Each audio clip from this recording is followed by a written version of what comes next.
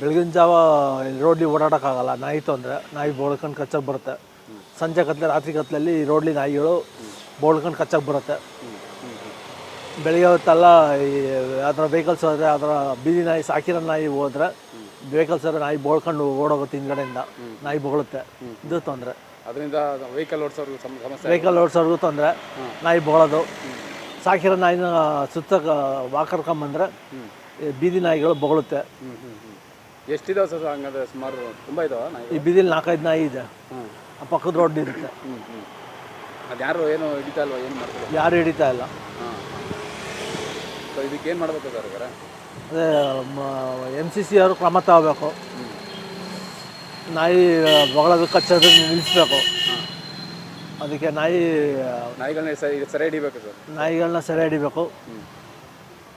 ನಾಯಿ ಕಷ್ಟ ಇದ್ದಂಗೆ ಮಾಡಬೇಕು. ಆ ಥರ ಘಟನೆಗಳು ಯಾವ್ದಾರು ಆಗಿದೆ ಸರ್?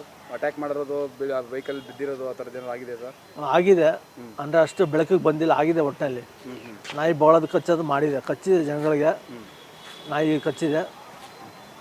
ವೆಹಿಕಲ್ ಹೋಗೋರ್ಗೆ ವೆಹಿಕಲ್ ಹೋಗೋರು ಅಟ್ಯಾಕ್ ಮಾಡಿ ಬೊಗಳೋದು, ಅವರು ಮಿಸ್ಡ್ರೈವ್ ಆಗಿ ಬಿದ್ದಿರೋದು ಘಟನೆ ಆಗಿದೆ. ಅಂದರೆ ಅಷ್ಟು ಬೆಳಕಿಗೆ ಬಂದಿಲ್ಲ. ಓಕೆ. ಗಾಯಗಳಾಗಿದೆ ಆ ಥರ ಸಣ್ಣ ಪುಟ್ಟ? ಆಗಿದೆ ತುಂಬ ಆಗಿದೆ. ರಾತ್ರಿನಲ್ಲೂ ಸಮಸ್ಯೆ ಇದೆ ಸರ್? ಸಂಜೆ ರಾತ್ರಿ ಹೊತ್ತು ಬೆಳಗಿನ ಜಾವ ನಾಯಿಗಳು ಅಟ್ಯಾಕ್ ಮಾಡೋದು, ಬೊಗಳೋದು, ಕಚ್ಚೋದು. ಬೆಳಗ್ಗೆ ಹೊತ್ತು ಎಲ್ಲರ ಕುಂತಿರುತ್ತೆ, ಎಲ್ಲರ ಮಲಗಿರುತ್ತೆ, ಪಕ್ಕದ ರೋಡಲ್ಲಿ ಮಲಗಿರುತ್ತೆ ಬೆಳಗ್ಗೆ ಹೊತ್ತು. ಓಕೆ. ಮಕ್ಕಳುಗಳು ಓಡಾಡ್ತಿರ್ತಾರ ಸರ್? ಮಕ್ಕಳುಗಳಲ್ಲಿ ಓಡಾಡ್ತಾ ಇರ್ತಾರೆ. ಮಕ್ಕಳುಗಳಿಗೆ ತೊಂದರೆ, ಎಸ್ಪೆಷಲಿ ಮಕ್ಕಳುಗಳಿಗೆ ತೊಂದರೆ.